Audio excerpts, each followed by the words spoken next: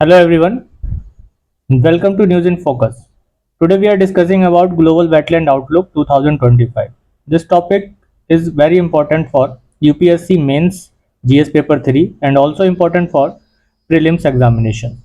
So let's start Global Wetland Outlook 2025. ये जो important outlook है ग्लोबल वेटलैंड आउटलुक, इसका जो की हाइलाइट्स है उसमें अगर हम देखें तो इसमें ये देखा गया कि जो इनलैंड फ्रेश वाटर है, कोस्टल्स हैं और मरीन वेटलैंड एरियाज हैं, उसके एरिया में काफ़ी बड़ा चेंजेस हुआ है। और अगर अभी हम देखें तो ये एक्सटेंड हुआ है 1800 मिलियन हेक्टेयर में। वेटलैंड डिग्रेडेशन भी काफ़ी देखने को मिला है। सिंस 1970 से 22% तक वर्ल्ड के वेटलैंड्स को हमने खोया है, डिग्रेडेशन उसमें हमें दिखाई दिया है।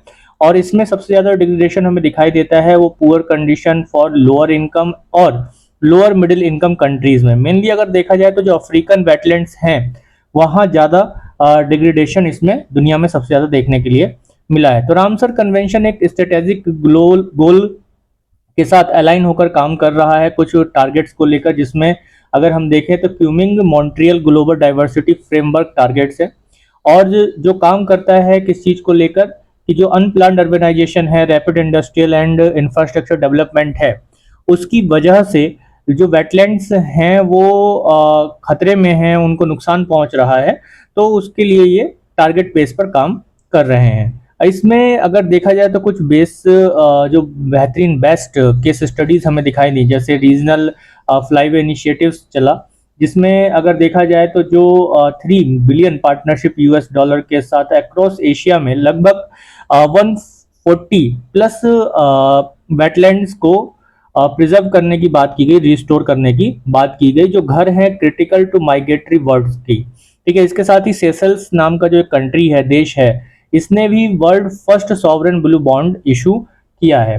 तो अभी जानते हैं रामसर कन्वेंशन के बारे में कि रामसर कन्वेंशन क्या है।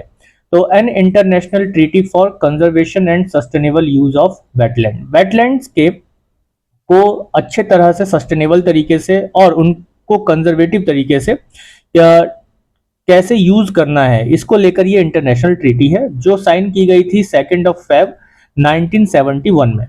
ठीक है, और कहां पर हुआ था ये? रामसर, ईरान में। रामसर एक सिटी का नेम है जो कि कैस्पियन सी के किनारे पर है, ईरान में है। और इस डेट को यानी 2 फरवरी को वर्ल्ड वेटलैंड डे मनाया जाता है। ओके, इसके अलावा अगर देखें तो इंडिया कब इसका पार्टी बना, मेंबर बना, तो 1 फेब 1982 में इसका मेंबर बना। तो इस कन्वेंशन का मिशन क्या था? एक्चुअल में मिशन ये था कि जो वेटलैंड्स हैं उनका कंजर्वेशन करना और वाइस यूज यानी कि बुद्धिमत्ता के साथ अच्छे तरीके से यूज करना, किसके through? Local and national action and international cooperation के थ्रू, ताकि हम इससे क्या कर सके? सस्टेनेबल डेवलपमेंट को अचीव कर सकें पूरी दुनिया के लिए। इसके साथ साथ अगर डेफिनेशन देखें वेटलैंड की, बहुत से लोग ये सोचते हैं कि वेटलैंड क्या होता है। तो एज पर रामसर कन्वेंशन के अकॉर्डिंग अगर हम इसका डेफिनेशन देखें तो क्या है?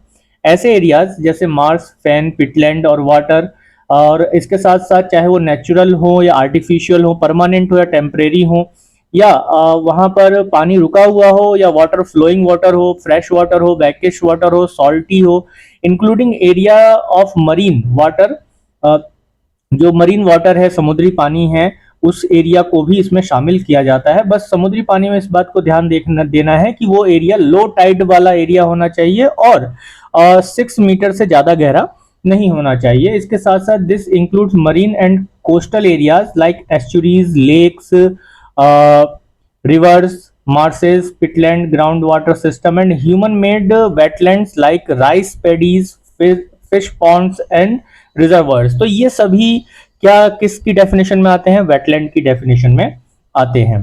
तो इंडिया में अगर हम देखें तो अभी number of sites in India की अगर हम बात करें तो एज पर जुलाई 2025 अभी तक का जो डेटा है जुलाई 2025 का, जो मैं आज रिकॉर्ड कर रहा हूं वीडियो, इसमें अगर हम देखें तो इंडिया में टोटल 91 रामसर वेटलैंड साइट्स हैं। और इसके कुछ चेंजेस हुए आफ्टर 2014 से। 2014 से इसमें काफी चेंजेस हुए हैं, क्योंकि उस समय काफी ऐसे 26 अप्रोक्स रामसर साइट्स थी इंडिया में, लेकिन उसके बाद से अगर आप देखेंगे तो अभी जो है 65 नए 2014 के बाद से 65 न्यू साइट्स को ऐड किया गया है। तो this marks India the country with the highest number of Ramsar sites in Asia. तो 91 रामसर साइट्स के साथ इंडिया एशिया का सबसे हाईएस्ट नंबर वाला बन गया है। तो ये अभी रिसेंट का डेटा है, इसको ध्यान रखना है। ये थर्ड हाईएस्ट है ग्लोबली, दुनिया में तीसरा सबसे ज्यादा रामसर साइट वाला कंट्री हो गया है इंडिया। एशिया में पहले चाइना होता था, ठीक है, एशिया में पहले चाइना होता था, अब चाइना को पीछे छोड़कर एशिया में इंडिया पहले नंबर पर आ गया है। और वर्ल्ड में अगर देखें तो यूनाइटेड किंगडम में सबसे ज्यादा है, यूनाइटेड किंगडम फर्स्ट नंबर पर, देन उसके बाद मैक्सिको आता है, थर्ड नंबर पर इंडिया आता है। तो फर्स्ट रामसर साइट इंडिया में कौन कौन सा था? तो चिलिका लेक और Keoladeo national park. Chilika lake क्या है, कहाँ है? ओडिशा में है, और केवलादेव नेशनल पार्क राजस्थान में है। तो जहां अगर आप देखेंगे इन दोनों साइट्स को 1981 में जब इंडिया इसका सिग्नेटरी मेंबर बना, उससे पहले इनको शामिल किया गया था। देन उसके बाद 82 में जो कन्वेंशन हुआ, जो मीटिंग हुआ, उसमें क्या किया गया, सिग्नेटरी मेंबर के रूप में ऑफिशियली शामिल कर लिया गया। तो state with highest number of Ramsar site अगर देखें इंडिया में, तो तमिलनाडु के पास सबसे ज्यादा रामसर साइट्स हैं अभी इंडिया में, टोटल कितने हैं? 20। देन उसके बाद उत्तर प्रदेश में ठीक उसका हाफ कर दीजिए तो 10 साइट्स जो हैं उत्तर प्रदेश में हैं। इसके साथ ही अगर देखें तो largest and smallest Ramsar site in India, तो लार्जेस्ट सुंदरबन वेटलैंड है जो कि वेस्ट बंगाल में है, ये लार्जेस्ट रामसर साइट है इंडिया में। और स्मॉलेस्ट की बात करें तो रेणुका लेक जो कि हिमाचल प्रदेश में है, और ये स्मॉलेस्ट रामसर साइट है इन इंडिया। देन इसके बाद अगर अभी हम बात करें रिसेंट में कि रिसेंट एडिशंस क्या हैं, है ना, रिसेंट जो एडिशंस हुए हैं, लाइक फरवरी 2025 में 4 न्यू वेटलैंड्स को इसमें जोड़ा गया है, जिसमें अगर फरवरी में जो जोड़ा गया, फेब की बात कर रहे हैं 2025 में, कि Sakkarakottai bird sanctuary, Therthangal bird sanctuary, और खिचियो पलारी वेटलैंड सिक्किम, और इसके बाद अगर आप देखेंगे तो उधवा लेक झारखंड। तो जो खिचियो पलारी वेटलैंड है सिक्किम में, ये सिक्किम का फर्स्ट रामसर साइट है। इसी तरह से उधवा लेक झारखंड का जो है, झारखंड का फर्स्ट रामसर साइट है।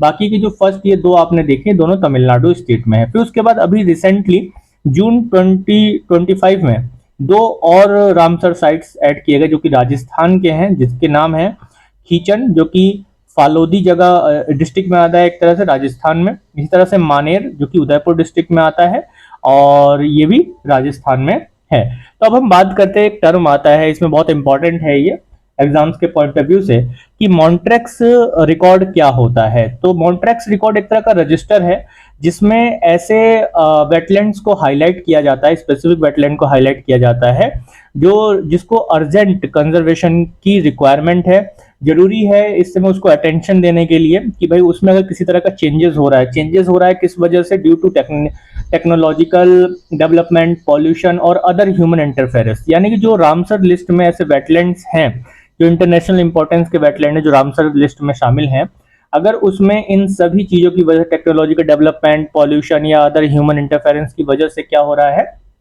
वो डिग्रेड हो रहा है, तो उसको किस में डाला जाता है? मॉन्ट्रेक्स रिकॉर्ड में, या जो रजिस्टर है ये मॉन्ट्रेक्स रिकॉर्ड का, उसमें शामिल कर लिया जाता है, ताकि सबको ये पता चले कि भाई ये जो वेटलैंड है इसको रिक्वायरमेंट है किसकी? अर्जेंट कंजर्वेशन की रिक्वायरमेंट है। तो इस चीज पर इसको मॉन्ट्रेक्स रिकॉर्ड कहा जाता है। अगर इसमें बात करें तो इंडिया के 2 साइट करंटली जो है मॉन्ट्रेक्स रिकॉर्ड में अभी भी हैं, जैसे केवलादेव नेशनल पार्क राजस्थान, इसके लिए बहुत अलग से काम किया जा रहा है। इसको 1990 में ऐड किया गया था। लोकटक लेक मणिपुर, इसको 1993 में ऐड किया गया था। चिलिका लेक भी इसमें शामिल था, जो कि 1993 में इसमें ऐड किया गया था, लेकिन इसको हटा दिया गया मॉन्ट्रेक्स रिकॉर्ड से 2002 में, क्योंकि इसकी जो एक हालत थी वो बहुत अच्छी हो गई, सुधर गई। सक्सेसफुल कंजर्वेशन एफर्ट्स इसमें लगाया गया। इसके साथ ही चिलिका लेक एशिया का फर्स्ट ऐसा साइट बन गया है जो इस मॉन्ट्रेक्स रिकॉर्ड से बाहर हटाया गया, यानी कि जो जिसकी स्थिति पहले खराब हो गई और देन उसके बाद फिर से ठीक किया गया, उसको पूरे लोकल सपोर्ट के साथ, नेशनल सपोर्ट और इंटरनेशनल सपोर्ट के साथ।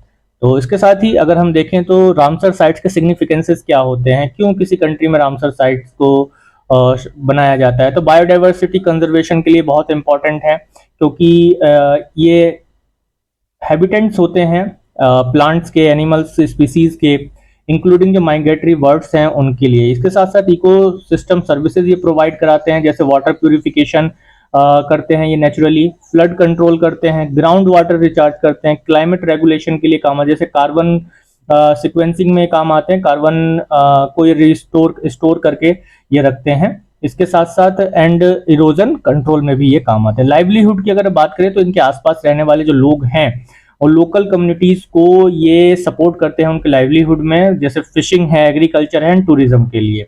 इसके अलावा अगर आप देखें, जैसे इसका एक उदाहरण आप ले सकते हैं, चिलिका लेक के पास अगर आप देखेंगे तो लोग इंटरनेशनल लेवल से भी दूर से भी घूमने के लिए आएंगे। क्यों आएंगे? क्योंकि अभी इंटरनेशनल लेवल पे नाम पता चला है कि भाई चिलिका लेक भी है कोई, केवलादेव घाना भी है कोई, तो यहाँ पे टूरिज्म बढ़ेगा, है ना, लोगों का लाइवलीहुड इंक्रीज होगा। फिशिंग के लिए और एग्रीकल्चर के लिए भी वो इम्पोर्टेंट होता है।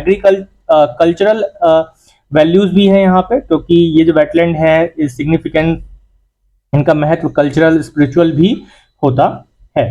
तो इसके साथ ही अगर अभी हम देखें तो गवर्नमेंट ऑफ इंडिया के क्या इनिशिएटिव्स हैं रिसेंटली इन वेटलैंड्स के कंजर्वेशन के लिए। तो अभी 2023 में एक स्कीम लॉन्च किया गया था, अमृत धरोहर स्कीम। ठीक है, इसका एम क्या है? To conserve Ramsar site through community participation and promote their unique conservation values. Then उसके बाद national plan for conservation of aquatic ecosystem. इसमें क्या किया गया कि ये एक सेंट्रली स्पॉन्सर्ड स्कीम है for conservation and management of wetland and lakes in the country. Done. इसके बाद wetland conservation and management rule 2017 में आया। इसमें क्या किया गया? ये ऐसे रूल्स बनाता है और इस रूल्स में ये कहा गया है, rules regulate and prohibit certain activities in wetlands to ensure their protection.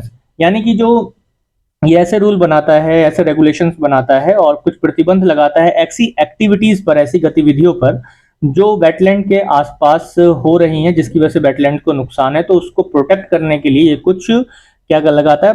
Prohibits करता है, कुछ रेगुलेट करता है, ऐसी एक्टिविटीज पर प्रतिबंध आरोपित करता है। तो ये बहुत इंपॉर्टेंट टॉपिक है as a point of view. जैसे मैंने आपको बोला, यूपीएससी का जो जीएस पेपर 3 है मेंस का, वो बहुत इंपॉर्टेंट है, जिसमें एनवायरनमेंट एंड इकोलॉजी का पोर्शन आता है। देन उसके बाद अगर आप देखेंगे तो प्रीलिम्स के लिए भी इम्पोर्टेंट है। Thank you everyone, thank you very much इस वीडियो तक में अंत तक बने रहने के लिए। वीडियो आपके लिए हेल्पफुल रही हो, आपको कुछ नॉलेज मिला हो, तो अफेयर्स ग्रिड को सब्सक्राइब करना ना भूलें। टेलीग्राम पर आप पीडीएफ के लिए, द हिंदू के रेगुलर पीडीएफ के लिए आप मुझे अफेयर्स ग्रिड पर ज्वाइन कर सकते हैं। You can follow me also और एट इंस्टाग्राम k.त्रिभुवन।